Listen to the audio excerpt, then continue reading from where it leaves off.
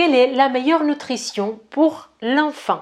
Je suis Rita de la chaîne Ayonatur et dans cette vidéo, je vais vous expliquer quelle est la meilleure alimentation pour l'enfant avec la base dans l'Ayurveda, mais aussi la naturopathie et aussi les recommandations de l'Organisation mondiale de santé. C'est parti!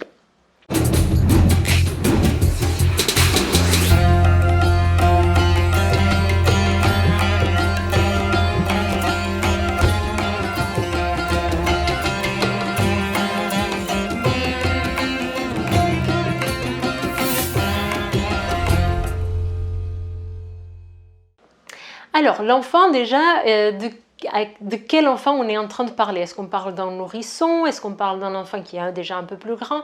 Donc, je vais essayer de faire une vidéo où je passe par les différentes étapes. Donc, le bébé, le nourrisson, selon que ce soit l'Ayurveda, la naturopathie ou l'Organisation mondiale de santé, le meilleur aliment pour ce bébé, c'est le lait maternel. Ok? La maman, elle fabrique un lait qui est exprès pour son enfant et qui va s'adapter au fur et à mesure que cet enfant il va se développer. Ok? Le lait maternel qu'une maman produit pour son enfant n'est pas le même lait qu'elle va produire pour son frère ou sa sœur, par exemple.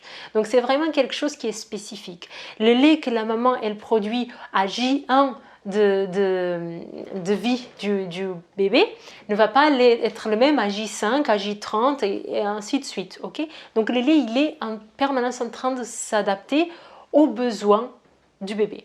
Donc il n'y a rien au monde qui puisse remplacer ça. Okay? Maintenant, si vous ne pouvez pas allaiter, que ça vous a été impossible, il y a différents laits sur le marché.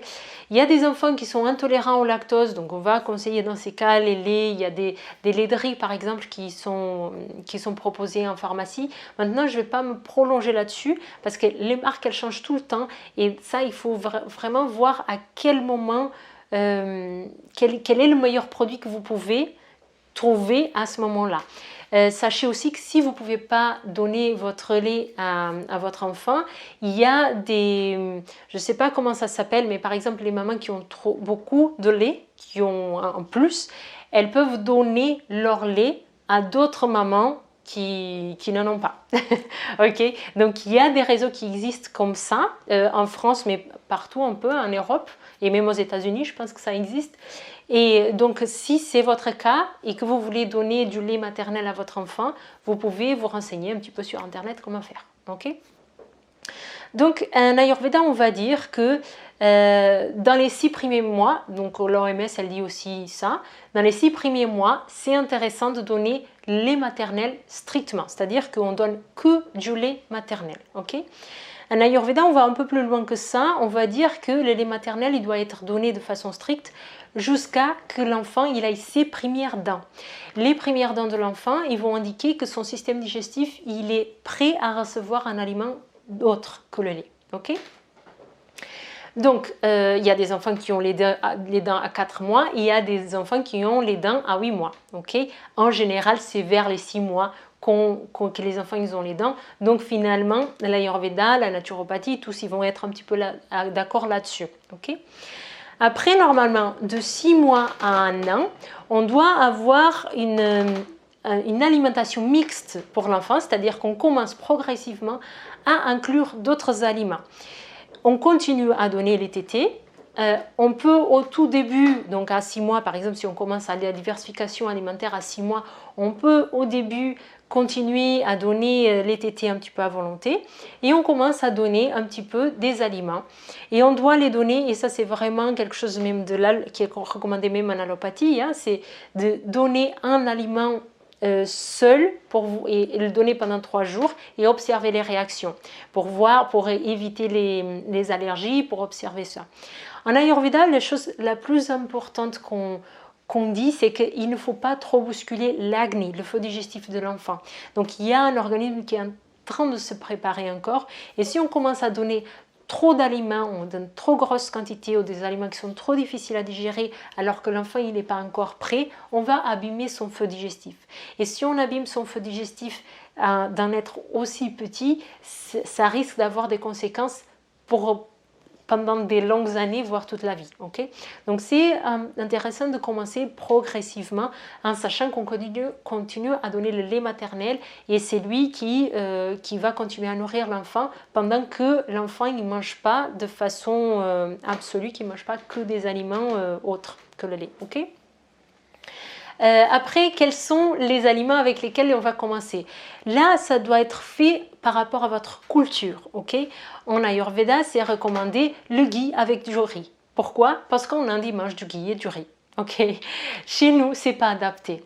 Donc, ce que la plupart des pédiatres recommandent, c'est de commencer par exemple par la carotte courgette. Par exemple, en France, c'est pas trop recommandé, mais au Portugal, ils recommandent la pomme de terre. Donc, vous commencez par l'aliment le plus physiologique possible à vos yeux. Moi, par exemple, avec mon enfant, j'ai commencé avec la prune. Il me manquait le mot maintenant. La prune, pourquoi? Parce que j'avais la possibilité d'avoir la prune, que c'est moi qui l'ai cueillie, dans un arbre qui n'a jamais eu de pesticides. Et donc, pour moi, j'ai dit que ça a été le meilleur aliment pour mon enfant. Et après, j'ai fait progressivement avec des fruits et légumes pour ensuite installer les céréales, etc.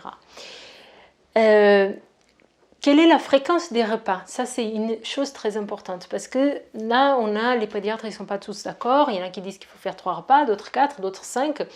Alors, quelle est la réponse? Qu'est-ce que votre enfant, combien de fois votre enfant il doit manger? Et là, je pense que ça demande beaucoup d'attention et d'écoute de la part des parents, de la maman et du papa et des personnes qui s'occupent de cet enfant. Parce que cet enfant, c'est une personne à part entière qui va avoir ses envies et qui n'a pas encore tous les conditionnements qu'on a les adultes. Okay, donc l'enfant, il sait quand il a faim. Donc au début, il demande beaucoup la tétée représente tout et ça le rassure, c'est l'aliment, c'est tout. Petit à petit, il va comprendre qu'est-ce qu'est la faim. Et donc, on doit apprendre à cet enfant qu'on doit manger quand on a faim. Et si on n'est pas là pour l'expliquer, il ne peut pas le savoir. Et lui, il va découvrir petit à petit quelle est cette sensation de faim. Donc on doit être là pour les guider un petit peu. Okay, si l'enfant ne veut pas manger, ça ne sert à rien de l'obliger à manger. De toute façon, obliger un enfant à manger alors qu'il n'a pas envie, c'est quelque chose qui est pratiquement impossible depuis la nuit des temps.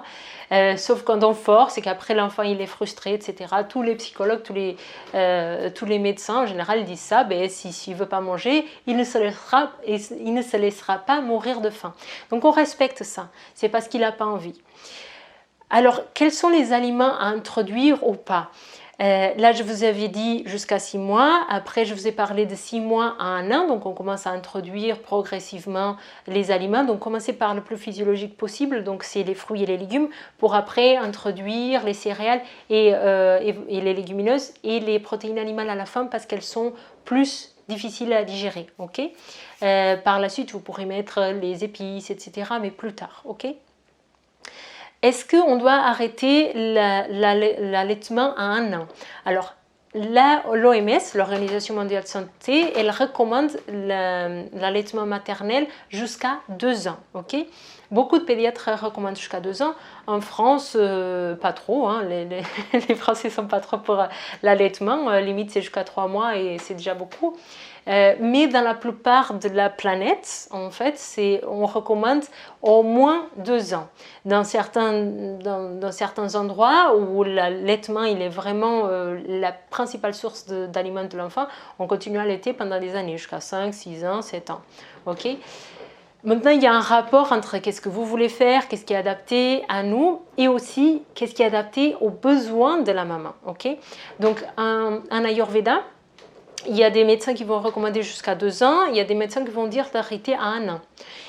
Pourquoi? Parce que ça dépend de la capacité de la maman. C'est-à-dire que parfois, si la maman est fatiguée, qu'elle dort toujours pas, qu'elle a une composante Vata qui est importante, et les médecins ils peuvent être amenés à conseiller d'arrêter l'allaitement à 1 an par rapport à la maman. Pas par rapport à l'enfant. Pour un enfant, c'est toujours mieux si on continue à allaiter. Mais il y a un équilibre à avoir parce que l'enfant, il a aussi besoin d'avoir une maman qui est en forme. Okay, donc c'est à vous de voir quand est-ce que vous allez arrêter l'allaitement.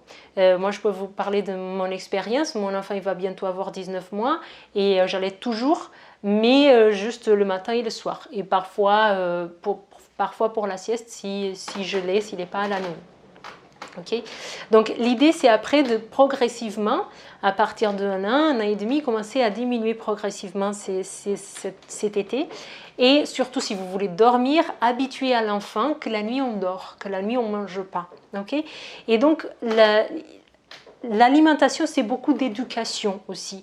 Donc on doit éduquer notre enfant à manger à des horaires fixes, à manger quand il a faim, etc. Okay. Donc est-ce que l'enfant il doit manger 5 repas par jour? Moi je dirais que ça dépend de votre enfant. Okay. Il y a des bébés qui sont nés à 3 kg, il y a des bébés qui sont nés qui ont 5 kg. Donc on voit direct que les besoins nutritionnels ne seront pas pareil, ok?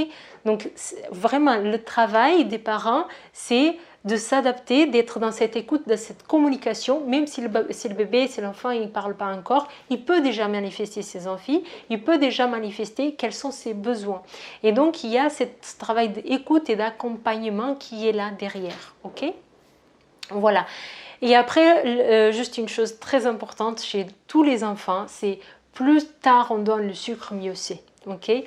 Donc là, il y a des pédiatres ou des médecins ayurvédiques qui vont recommander à partir de 2 ans. Tout dépend de vous, de la sociabilisation. Est-ce que l'enfant il va voir d'autres enfants manger trop de sucre et qu'il va être trop frustré? Voilà, il y a toutes ces choses à prendre en considération.